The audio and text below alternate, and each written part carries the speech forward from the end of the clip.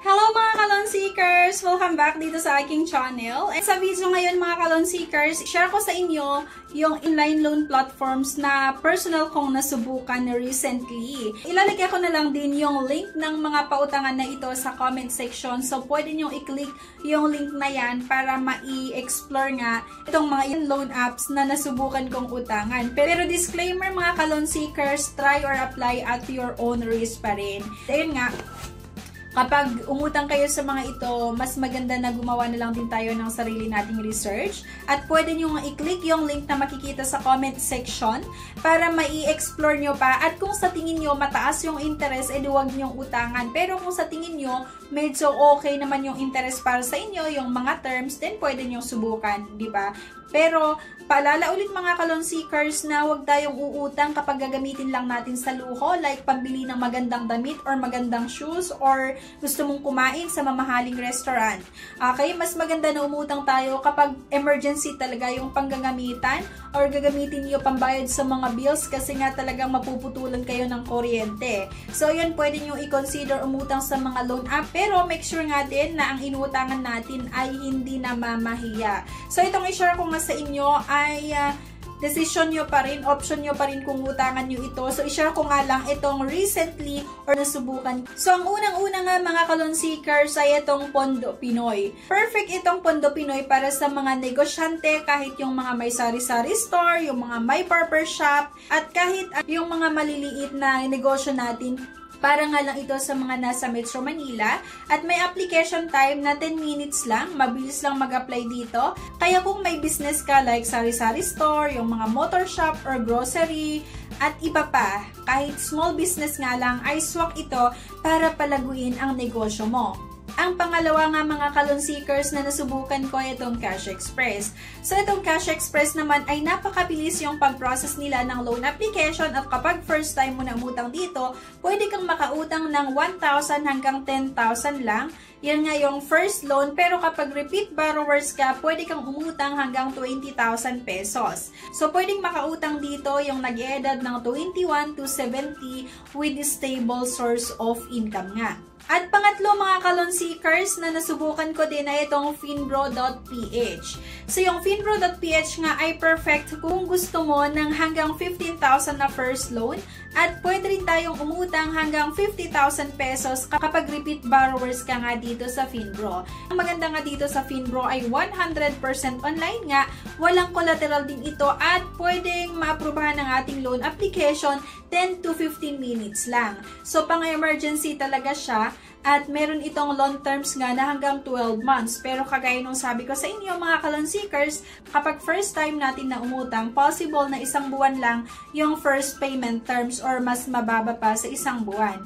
At number 4 nga mga Kalon Seekers na nasubukan ko itong Loan Online. Itong Loan Online naman ay gumagamit ng alternative data para ma-approve kahit wala kang traditional na credit history. Number 5, itong Peso Ready. So isa din itong Peso Ready sa mga na-try ko at ang loan amount na pwede nga dito sa Peso Ready ay 1,000 hanggang 7,000 lang. Hindi ganun kalaki yung pwedeng mautang dito sa Peso Ready at meron lang itong terms na i-offer lalong-lalo kapag first time natin na umutang dito ay 10 days payment terms lang. Nag-offer naman itong Peso Ready ng 0% interest kapag first time natin na umutang at pwede ngang makahiram dito yung may edad or yung mga nagkakaedad ng 22 hanggang 70 years old. Mabilis din yung pag-process ng Peso Ready ng loan application kasi 10 to 15 minutes lang at approval time nga nito ay 1 to 2 minutes. Super convenient naman itong Peso Ready, lalong-lalo kapag emergency o ayaw mo ng komplikadong proseso. Kasi diba kapag sa bangko tayo utang or yung mga traditional na pwedeng mautangan, napakahaba yung process, napakaraming requirements. Pero itong Peso Ready ay isang valid government ID lang din yung requirements, 10 to 15 minutes possible na maaprubahan ang loan application. Number 6 nga mga Kalon Seekers na itong Pita Cash. Itong Pita Cash ay pwedeng makahiram ng 1,000 hanggang 25,000 pesos. Meron itong interest na 0.2% per day at terms 15 hanggang 30 days. Yung terms nga ay 15 hanggang 30 days at approval via SMS. Kung sakali na aprubahan yung loan application mo nga dito sa Pita Cash, matatanggap mo or makakatanggap ka ng SMS or message na nagsasabi ng loan status ng application mo nga, it's either approved or declined. So, pwede nga daw makautang sa Pita Cash yung nag-edad ng 21 to 70 years old at merong source of income. Number 7 nga mga ka-loan seekers ay itong KiwiCo. So, by the way, itong KiwiCo ay mabilis naman yung pag-process at pwedeng makautang dito ng 500 hanggang 25,000 pesos. Pwedeng mag-apply 1 to 2 minutes lang kasi based on experience, napakabilis naman yung pag-process nitong KiwiCo ng loan application at mahaba din yung ino-offer na payment terms. Pwedeng 2 months, pwedeng 1 buwan hanggang 6 months. And based on my experience mga ka-loan seekers, dito sa KiwiCo, kahit nilagay ko na 80,000 yung gusto kong utangin, ang inapprove lang nila ay 500. At nag-offer naman itong KiwiCo ng 3 months or 3 buwan na payment terms. Kaya lang mga ka-loan seekers, yung 500 na inutang ko ay umabot ng 1,000 yung kailangan kong bayaran within 3 months. So, halos 50% yung pinatong na charge. Kaya naman, itong KiwiCo, nag-offer ito ng mahabang payment terms, pero tandaan nyo na medyo mataas din yung mga charge dito. Kaya, ang decision pa rin ay nasa sa inyo kung utangan nyo ba ito or hindi. So, ito naman ay walang bank visit at wala ding mga paperworks kasi pure online nga. Number 8 mga beshies, na isa sa mga nautangan ko itong MoneyCat. Pero itong MoneyCat mga beshies ay hindi siya, based on my experience, hindi ko nire-recommend pero option nyo pa rin yan kung utangan nyo.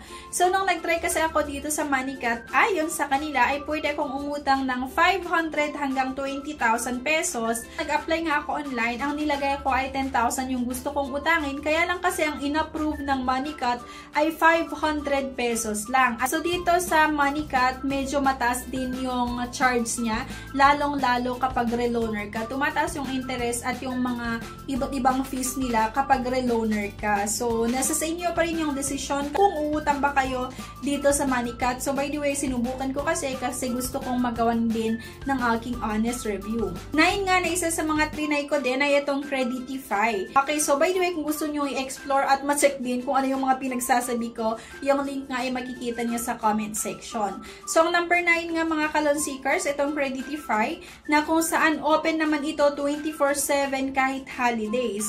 Pwedeng makautang dito ng 1,000 hanggang 25,000 pesos. Mabilis din naman ang approval basta qualified ka at walang collateral required. Number 10 nga mga ka-loan seekers na sinubukan ko itong Honey Loan. Pero mga ka-loan seekers, hindi ko nire-recommend yung pautangan na ito. Nasa sa inyo pa rin yung decision kung uutangan nyo. So, ginawan ko na lang din kasi ito ng aking honest review.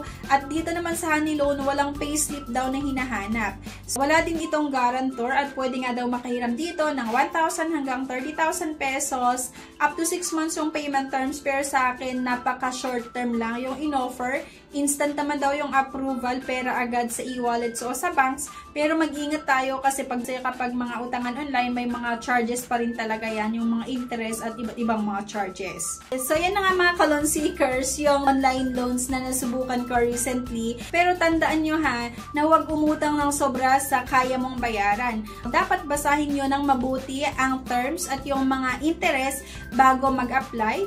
Bayaran on time para iwas penalty at ugaliing i-compare ang mga loan para makuha ang best deal at huwag mag-apply ng sabay-sabay sa maraming loans. So, to explore nga yung iba't ibang mga loan apps na ito, so makikita nyo yung link sa comment section.